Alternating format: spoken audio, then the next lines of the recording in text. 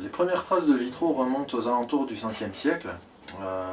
La réponse restera assez vague parce que on n'a pas d'archives qui remontent à cette période-là. Les premières archives écrites remontent au premier quart du XIIe siècle. C'est en fait un moine, le moine Théophile, qui a écrit plusieurs recueils qui étaient consacrés uniquement aux techniques des arts, dont le vitrail. Alors, dans la création d'un vitrail, la première étape sera faite chez le commanditaire.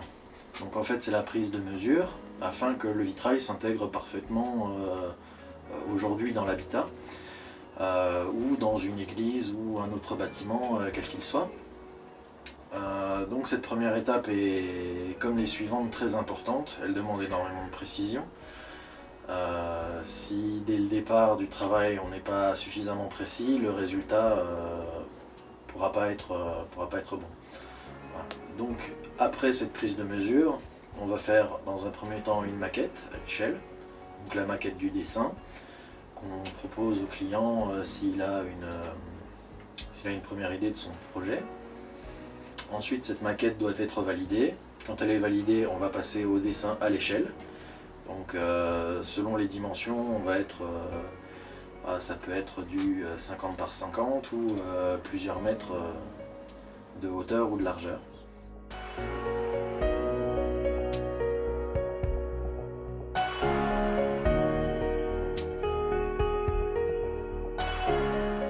Une fois ce dessin effectué, on va découper tous les morceaux du carton afin de faire des calibres, ce qu'on appelle dans le métier des calibres, qui nous serviront ensuite à découper les pièces de verre à la bonne forme et aux bonnes dimensions.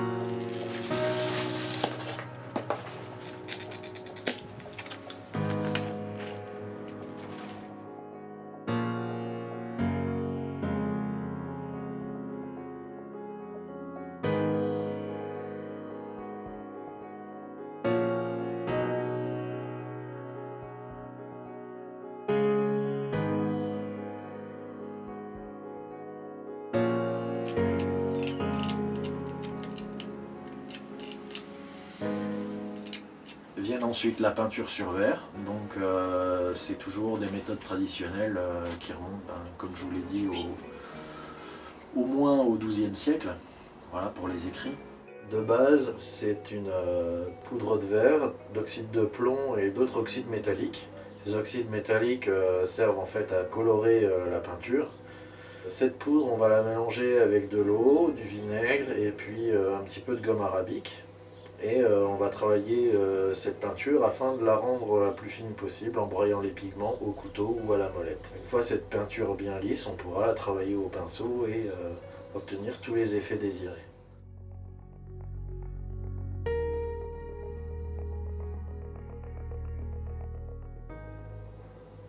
Donc pour peindre sur le verre, on va appliquer la peinture en suivant le modèle du calque qu'on a fait au moment du dessin. Donc la peinture doit être suffisamment mouillée, ni trop mouillée ni trop sèche, et on applique simplement la peinture pour respecter le motif.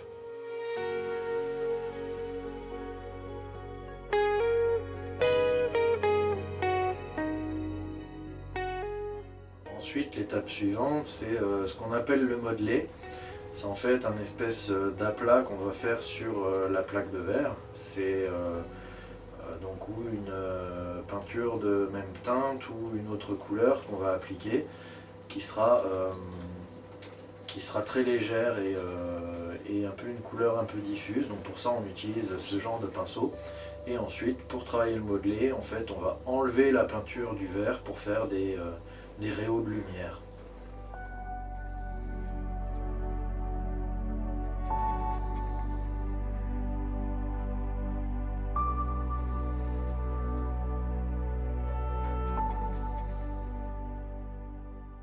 Quand toutes les pièces de verre sont peintes, on les enfourne dans un four un peu particulier. Donc tant que les pièces de verre ne sont pas cuites, en fait, la peinture n'est pas fixée. Donc toutes les pièces de verre peintes sont cuites à 630 degrés. On obtient une vitrification en surface de la peinture. Cette cuisson faite, on va pouvoir passer au montage au plomb. Voilà, donc j'ai ici un profilé en plomb. On utilise du plomb depuis bien longtemps pour plusieurs raisons. Déjà, c'est un métal qui est malléable, qui est facile à travailler, facile à couper et qui absorbe dans le temps les variations de température entre l'été et l'hiver et tout ça. Ses propriétés physiques font qu'on l'utilise encore aujourd'hui.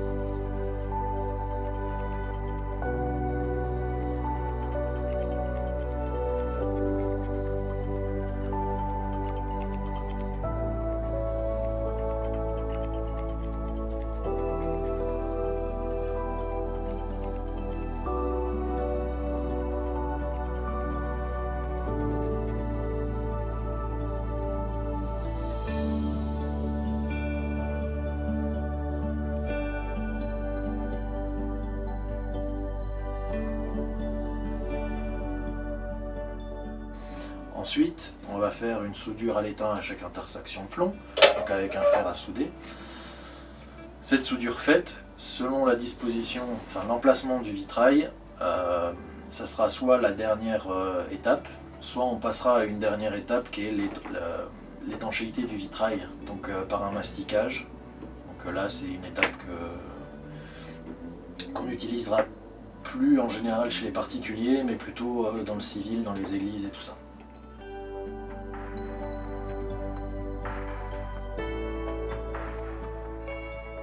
Ce métier, dans un premier temps, c'était pas une vocation.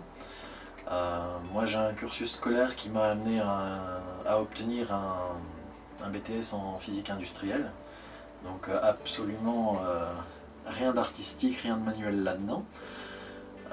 Une fois ce diplôme obtenu, en fait, j'ai rapidement compris que c'était pas moi, c'était pas la voie qui me conviendrait. Donc à partir de là, j'ai un petit peu tâtonné, je me suis cherché professionnellement. Et un jour, un petit peu par hasard, lors d'une discussion en famille, le vitrail est arrivé, je me suis dit pourquoi pas. J'ai cherché un maître d'apprentissage qui m'a pris, tout simplement, et puis du premier jour, j'ai plus aucun doute, le verre c'était fait pour moi, et notamment l'art du vitrail.